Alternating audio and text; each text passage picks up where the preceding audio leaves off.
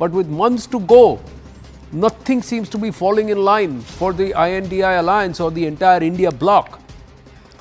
While on the one hand, Prime Minister Narendra Modi has said 370 seats for the BJP and 400 par for the NDA alliance, the INDI alliance or the India bloc is still struggling to keep its flock together. Just months ahead of this battle, there is no decision on seat sharing yet, forcing a lot of the allies to go solo in several states. Some of them even saying we are in the alliance but not allied with you. As Rahul Gandhi's Nyaya Yatra progressed, the INDI alliance seemed to be breaking apart. Why? On the very first day as Rahul Gandhi started the Yatra from Manipur, attention was grabbed by another young leader, Milind Deora, all the way across in Maharashtra, leaving the Congress to join a rival. The point, the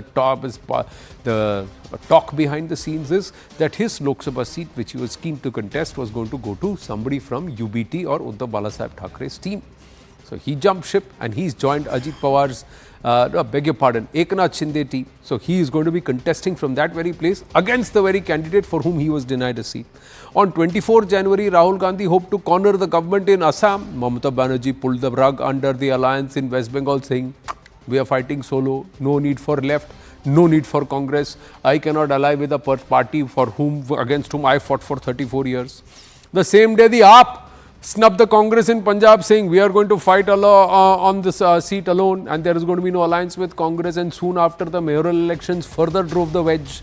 On 28 January, as the Yatra was entering Bihar, Nitish Kumar, the Balturam, that's what he's being termed, dumped the alliance and jumped ship to the NDA, and today passed the floor test and is now Chief Minister along with the HAM, the LJP and the BJP. In February, as Rahul's Nyaya Yatra was entering Uttar Pradesh, Centre announced Bharat Ratna for Chaudhary Charan Singh, and RLD Chief Jayant Chaudhary quick to change sides. He's made the announcement that I am making a Ghar Wapsi back into the NDA.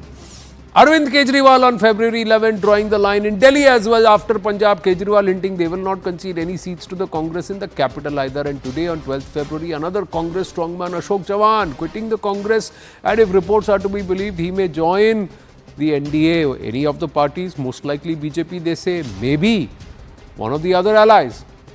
Milind Deora, Baba Siddique joining NCP, Ajit Pawar, Milind Deora, Eknath Shinde, Ashok Chavan, along with them, behind him, another 9 to 10 MLAs are waiting to jump ship. That's the claim made. And Devendra Fadnavis says it's not just the Congress in Maharashtra. Other parties of the Mahavikas Aghadi should also watch out because they are ready to jump ship.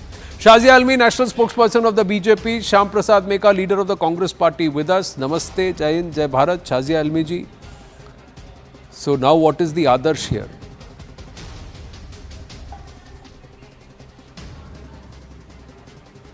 Can you hear me, Shazia ji? I think I can hear you. I hope you understand the reference. To everybody.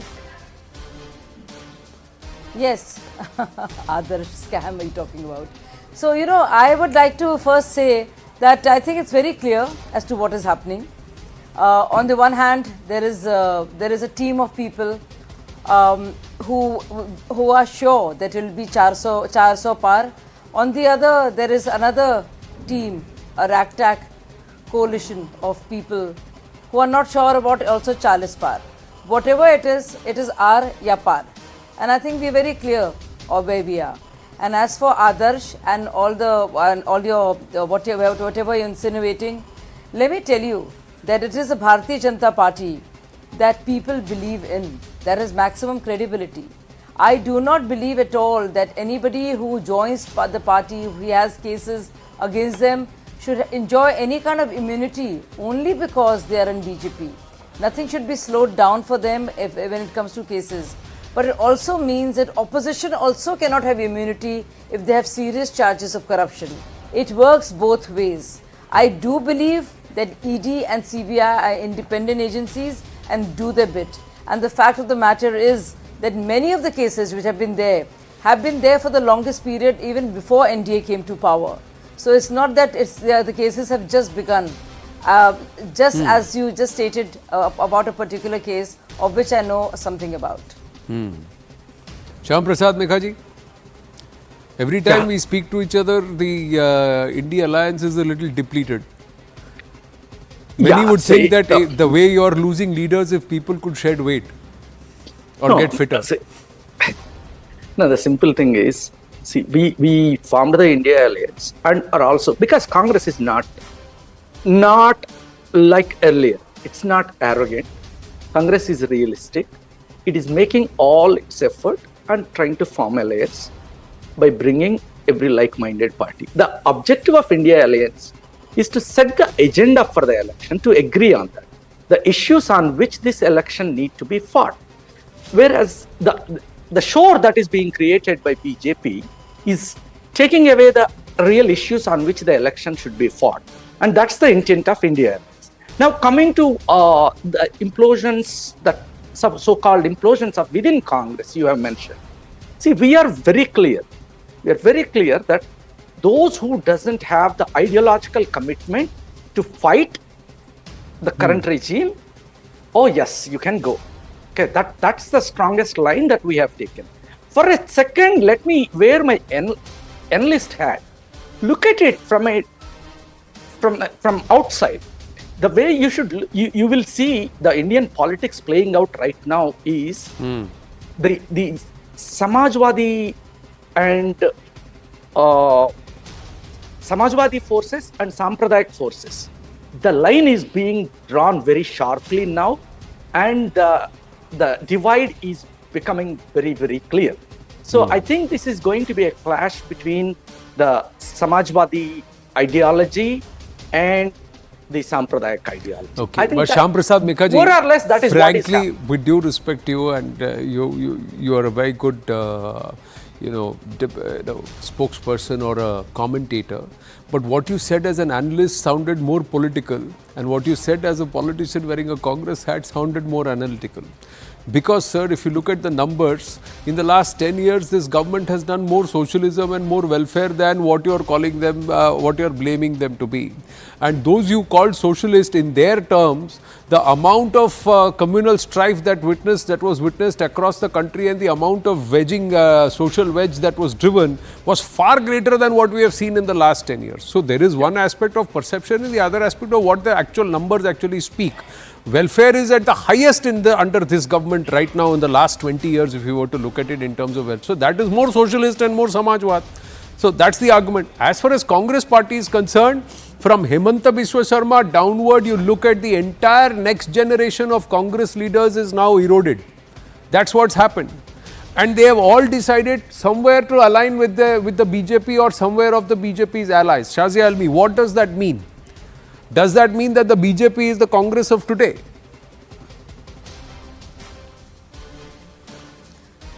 You know what I really think, and I would like to differ with Shyam Prasad Mikha. speaker. He calls, this is not a fight between Sampradayak and Samajwadi. Samajwad has become actually Samantwad, and it has become the most Sampradayak, most communal. And this is the impression that people have. This is what they believe about the so-called India or India Alliance. They actually believe that they're there not just to save themselves from corruption and to get together, but to defeat Modi, but also to perpetuate corruption. Also they also stand for dynastic succession. They also don't have a road map for India. They don't care for what could be needed by a large chunks of Indians, and they do not want. They are totally wrapped up in identity politics. There is too much of a difference, you see, which is why it's very easy to fall back and say, oh, communal politics, oh, Hindu-Muslim. That has been done to death. That draws a yawn. There's an aspirational class in everybody. All communities, all regions, and all religions, and all castes.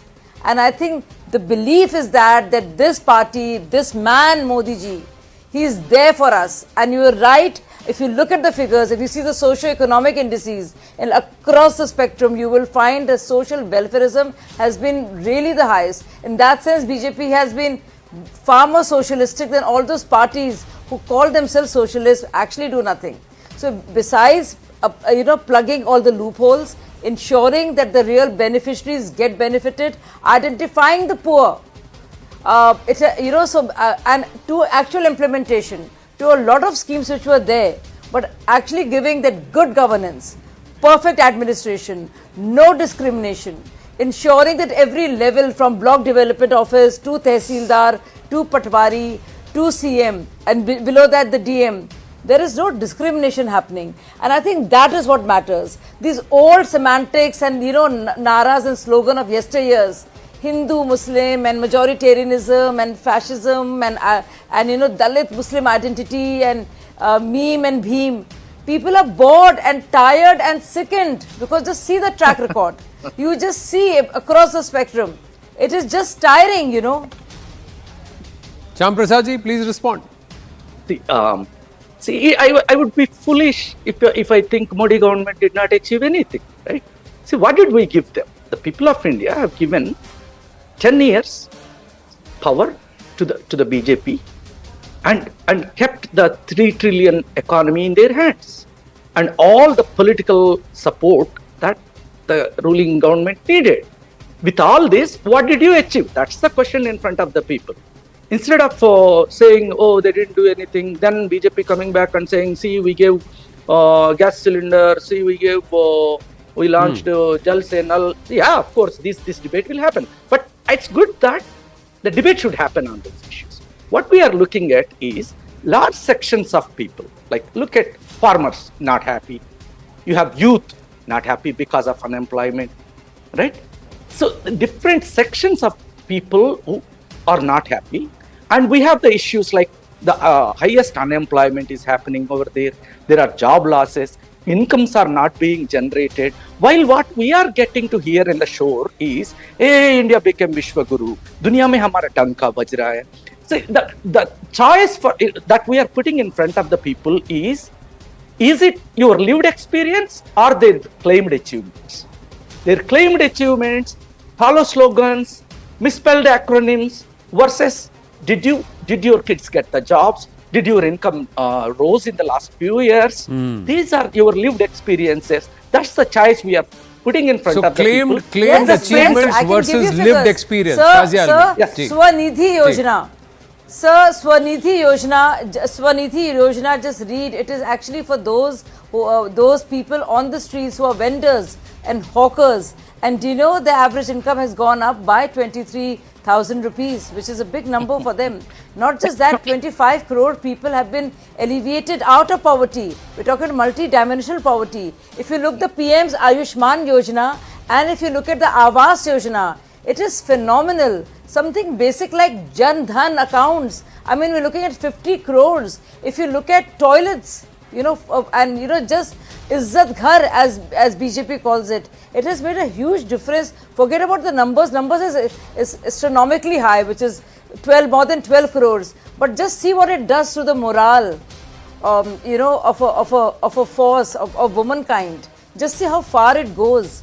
And I think those are the things that I'm talking about. And you're talking about just today, sir. And let me just say, 8 of our ex-Navy veterans were released and they came home safe and sound. All thanks. It's a big diplomatic breakthrough. And just absolutely brilliant. I'm happy about it. Matters. It is just not words. It is huge. So please, I've been a journalist. I've been an activist. I'm here. Of course, I speak about the party.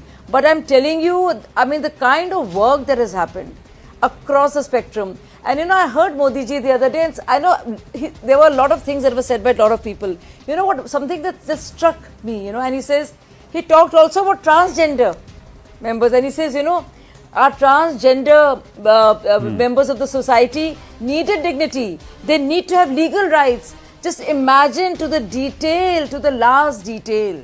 That as they said on Todaya, the last person, the last woman in the queue is being talked about. And I think it is amazing because these questions have been raised. We thought it was impossible. We had some of the greatest minds there, Manmohan Singh, Chidambaram, and Monte Ahluwalia. See what happened with financial inclusion. That's huge, and it matters. People could not dream that they would ever get into a bank. They were outside of the purview of the whole economy, but they're in there, right? Aren't they? You see that. And you look at the self-confidence, resilience, that we can do it. I think a lot has happened. I can't even But a quantify. lot needs to also Some of it happen. is beyond quantification. On record, I must say that in the interim budget of 2014, and this is on record, where the then finance minister quoted experts saying that in the next 3 decades we could become the third largest economy. In the next 3 decades, we could become.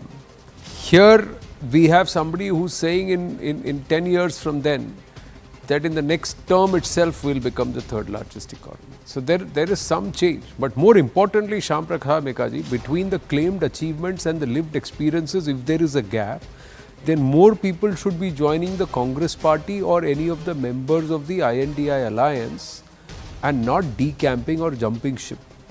Yeah, exactly. So See, that means something is wrong. That means more people need to join our ranks. But they will not join unless they see a vision and an agenda. If the agenda is Modi hatao, then why would somebody join you, Shyam Prasad ji? Somebody has to come to you and say, आपका plan क्या है? What's your plan? Oh, मेरे को इसको हटाना है. नहीं, उसके बाद क्या?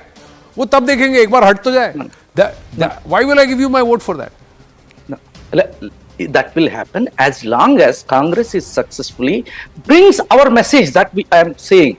So take this message effectively to the people and don't worry about these feudal capitalist lords who have a stranglehold on the party.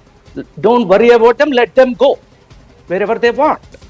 And so focus former on chief the minister people. for you, sir, is a feudal capitalist lord. A former chief minister of Maharashtra is a feudal capitalist lord for you. I risk my neck out and say all the political parties have the same thing. These Is feudal a current chief minister of Assam, a former Congress person, a feudal capitalist lord for you? Is the current civilization minister of Bharat, is he a former Congress person? Is he not? Is he a Is he feudal not? capitalist lord for you? Yes, A former... is, RPN Singh is, Hemanta Biswa is. So are they all of them feudal are. capitalist Feudal. lords for Yes, you? Mr. yes, Anil yes, Antony, yes. is he a feudal capitalist lord for you? So, Mr. I am C.R. telling you, Keshavan, I am grandson of telling you. C.R. Rajgopal. Sir, Samantvadi, Poojivadi. Is he a feudal capitalist lord for you? Sir, You know, these it's are so all easy supposed to to be throw- the current, the next generation of Congress leaders they could have been, who would have taken the Congress party forward, and they have all decided there is no future there and there is future elsewhere.